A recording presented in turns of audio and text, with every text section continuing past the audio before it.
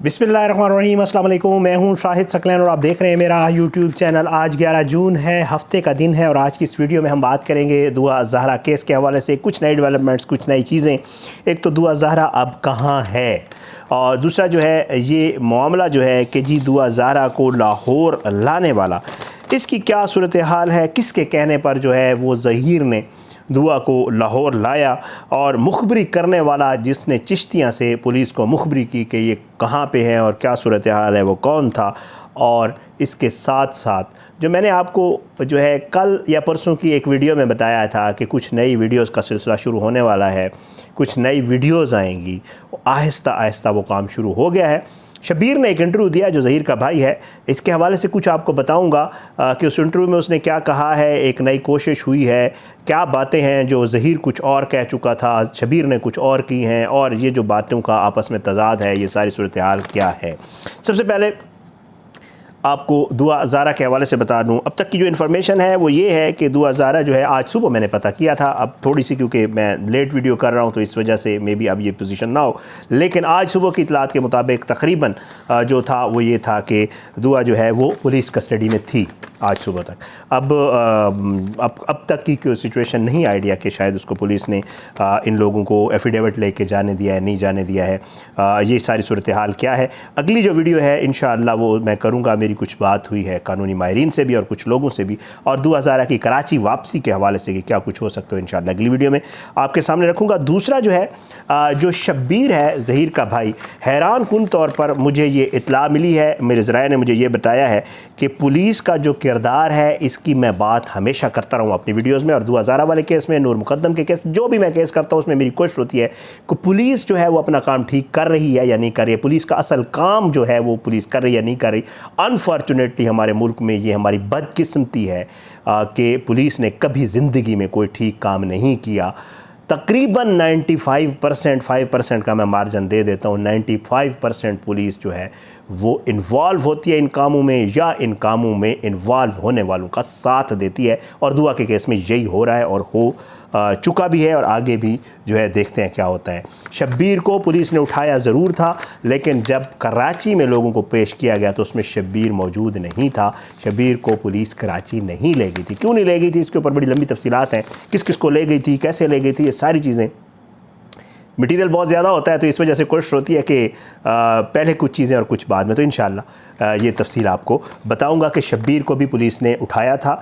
शब्बीर भी उन लोगों में था जिनको उठाया गया था, लेकिन फिर पुलिस ने जो है पंजाब ही रहने दिया, सिंध लेकर नहीं गए। अब ये ज़ाहिर बात है पुलिस वाले ख़ुद ही इस चीज़ को देख सकते हैं। बहरहाल अल्लाह ताला जो है सबके लिए आसानियाँ करे और अल्लाह ताला जो नाइंसाफ़ी करते हैं उनको ज़रूर पकड़े।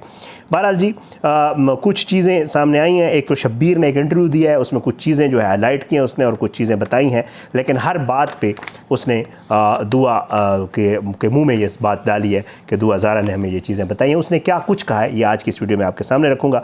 उसमें मेरा नाम भी लिया गया है उस इंटरव्यू में और अनफॉर्चुनेटली उसको मेरा नाम मालूम नहीं था। उसने अली सकलैन का है लेकिन मेरा नाम शाहिद सकलैन है, लेकिन दावत उसने किया है कि मैं हर वीडियो देखता हूँ, लेकिन उसको मेरा नाम मालूम नहीं था। बहरहाल जी सबसे पहले तो ये इल्ज़ाम लगाया गया है दुआ ज़हरा के वालिद के ऊपर।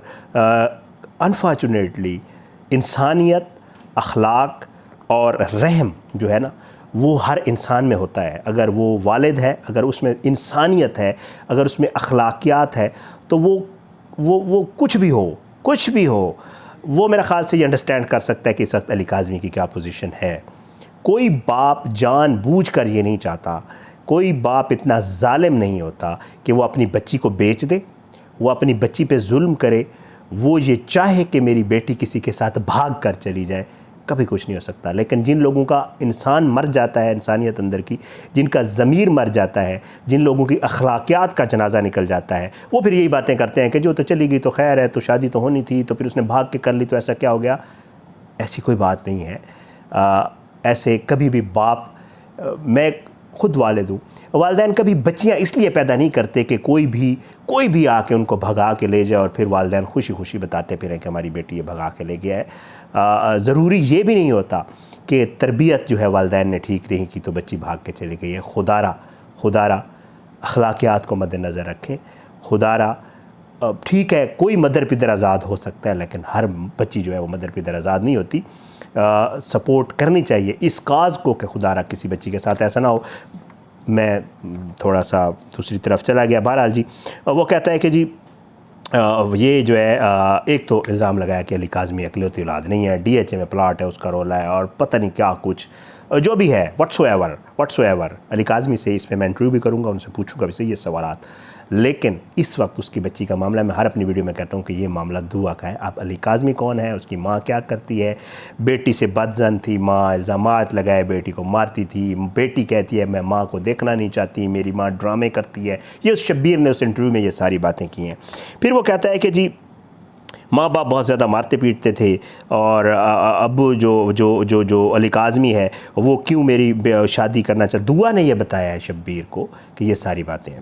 آگے چل کے وہ کہتا ہے ہاں یہ کہ جی ظہیر کیسے، وہ کہتا ہے کہ جی ہم رشتہ مانگنے کے لیے جا رہے تھے اور ہم وہاں جا رہے تھے سکھر میں، ہم گاڑی میں رکے تو کال آئی دعا کی ظہیر کو، اور پھر اس نے بتایا کہ میرے ماں باپ مان نہیں رہے، تو پھر ہم اپنے چاچو کے گھر چلے گئے جو میرے والد کے چاچو تھے. ہم 4 دن وہاں رہے تو دعا نے کہا کہ میں خود آ جاتی ہوں، تو ہم نے کہا نہیں جی یہ تو اچھی بات نہیں ہے، تو ہم سیدھا واپس آ گئے. یہ ایک اور کہانی بیان کی گئی ہے اس انٹرویو میں. اچھا جی وہ کہتا ہے کہ جی ظہیر نے اپنا آئی پیڈ اور موبائل بائک بیچا جس میں اس کو تقریباً کوئی 2 سے 2.5 لاکھ روپے جو ہے اس کے پاس تھے. اور جو ہے وہ دعا جب آئی تو ہاں ایک جو چیز اس نے بیان کی، اس نے کہا کہ جی ظہیر نے کہا کہ جی میں شادی کرنا چاہتا ہوں.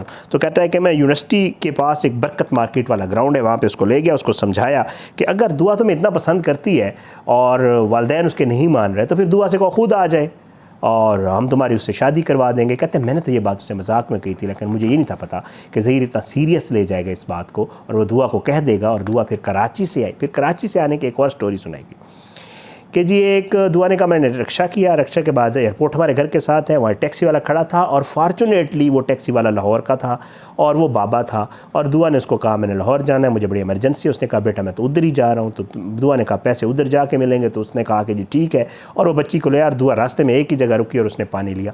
یہ ایک کہانی بیان کی گئی اس انٹرویو میں کہ یہ سارا کچھ کیسے ہوا. اس کے بعد اینڈ پہ چل کے ان ساری چیزوں کا آپ کو جواب بھی دیتا ہوں. اچھا اس کے بعد جی کہتا ہے کہ جی میں نے پھر رائے خرم سے رابطہ کیا. پہلے تو بچی ہے تو ہم پریشان ہو گئے، میری ماں نے کہا نہیں ایسا نہیں کرتے. پھر اس کے بعد بچی آئی تو پھر ہم نے جی رائے خرم سے رابطہ کیا، رائے خرم نے نکاح کروا دیا. اور جو ہے میں نے اپنے آپ کو والد کی جگہ پہ رکھ کے سوچا کہ میرا چھوٹا بھائی کیا سوچے گا اگر میں اس کی شادی نہیں کرواؤں گا تو یہ مجھ سے ناراض ہو جائے گا. تو بہرحال میں نے اپنے چھوٹے بھائی کی پسند کا خیال کیا. جو مہدی کاظمی صاحب ہیں وہ اپنی بچی کی خوشی نہیں دیکھ رہے، میں نے اپنے چھوٹے بھائی کی خوشی دیکھی. اچھا ساتھ میں اس انٹرویو میں جو ہے بتایا گیا کہ بچی کے پاس ٹیب تھا اور وہ بچی کہتی ہے میری والدہ ڈرامے کرتی ہے. پاپا جو ہے وہ آن لائن کام کرتے ہیں، کرپٹو کرنسی کے کام کے. میں کہا کہ جی علی کاظمی کو کرپٹو کرنسی کا کام کرتے ہیں، پتہ نہیں یہ لیگل ہے یا نہیں ہے. اس انٹرویو میں شبیر نے کہا، مطلب وہ اس کو تھوڑا سا اور رنگ بھی دینے کی. جو پہلے کہا گیا کہ ایف آئی اے والے پتہ نہیں کون سا کام کرتے ہیں علی کاظمی. بہرحال پھر آگے چل کے کہا گیا کہ جی اس کی عمر جو ہے وہ خود بتاتی ہے. اس کی بات پہ ہمیں یقین ہے کہ اس کی عمر 16 سے 17 سال ہے اور وہ کہتی ہے کہ میری 2006 کی پیدائش ہے. اور وہ کہتی ہے کہ میں ایک لیٹر بھی چھوڑ کر گھر میں آئی تھی، گھر سے نکلی، رکشہ لیا، بابا جی ٹیکسی والا لے کے آیا. یہ ساری تفصیل جو ہے میں نے لکھی ہوئی ہے، یہ اس نے بتائی. اب وہ کہتا ہے کہ جی لڑکی نے جب فون کیا، لڑکی کو کوئی پتہ نہیں تھا ان کا گھر کہاں پہ ہے. وہ پنجاب یونیورسٹی آئی، پنجاب یونیورسٹی آ کے اس نے فون کیا.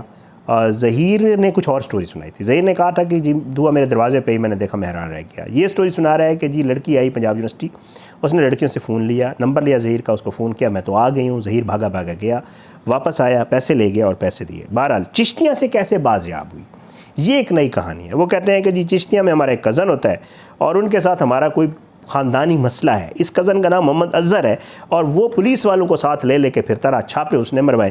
میری بیوی نے خود دیکھا ہے کہ اس نے میرے ساس اور سسر کو بٹھوایا. یہ شبیر کا کہنا ہے جو ظہیر کا بھائی ہے، اور جو ہے یہ جو ہے وہاں کا رہنے والا ہے چشتیاں کا، اور اسی نے سارا کچھ مخبری کی ہے.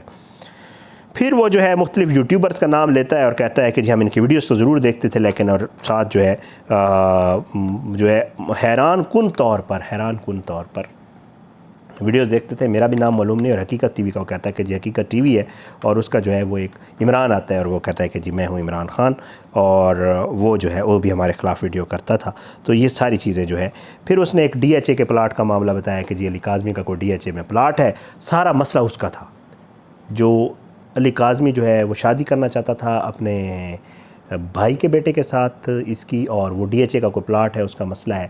بہرحال یہ ساری ایک نئی سٹوری اور ایک نیا رنگ آ گیا اس کیس کا، لیکن یہ چیزیں آئیں گی، یہ مزید بھی آئیں گی، میں آپ کو بتا رہا ہوں، مزید کچھ ویڈیوز آئیں گی، میں تو ایکسپیکٹ کر رہا ہوں، اور مجھے جو اطلاعات ہیں وہ یہ ہے کہ دعا زہرا کی بھی کچھ ویڈیوز آئیں گی۔ اب یہ لوگ اس کو کس طرح پلے کرتے ہیں، کس طرح اس کو لے کر جاتے ہیں، حقیقت کیا ہے، باتوں میں جب آپ جتنا بولتے جاتے ہوتے ہیں نا، پھر آپ کی باتوں میں تضاد آنا شروع ہو جاتے ہیں۔ ظہیر نے کچھ اور سٹیٹمنٹ دیا تھا، کیسے دعا آئی، پھر بتایا گیا دعا زہرا کیسے آئی، الگ آیا، پھر اب یہ آیا، ظہیر نہیں لانا چاہتا تھا، اس نے ظہیر کو کہا، پھر ظہیر نے لڑکی کو کہہ دیا، لڑکی خود سے آ گئی، پھر مخبری کیسے ہوئی، پکڑے کیسے گئے، پھر بیچ سے بالا کوٹ کا بھی بتایا کہ جی ہم بالا کوٹ تھے اور میرے دوست کا گھر ہے، اور وسیم اور وہ ایڈوکیٹ تھا اور وہ یہاں سے کر کے گیا تھا لا پنجاب یونیورسٹی سے، تو میری اس سے دوستی تھی۔ پھر اس نے اپنا یہ بھی بتایا کہ جی میرا نائکوپ کیسے بنا اور وہ UAE والا ایڈریس کیسے لکھا ہوا ہے، مجھے کوئی نوکری مل رہی تھی تو اس کی وجہ سے انہوں نے مستقل پتہ، بہت ساری باتیں اس انٹرویو میں، تضادات بہت سارے، جو باتیں پہلے کی گئی ان کے تضادات ہیں۔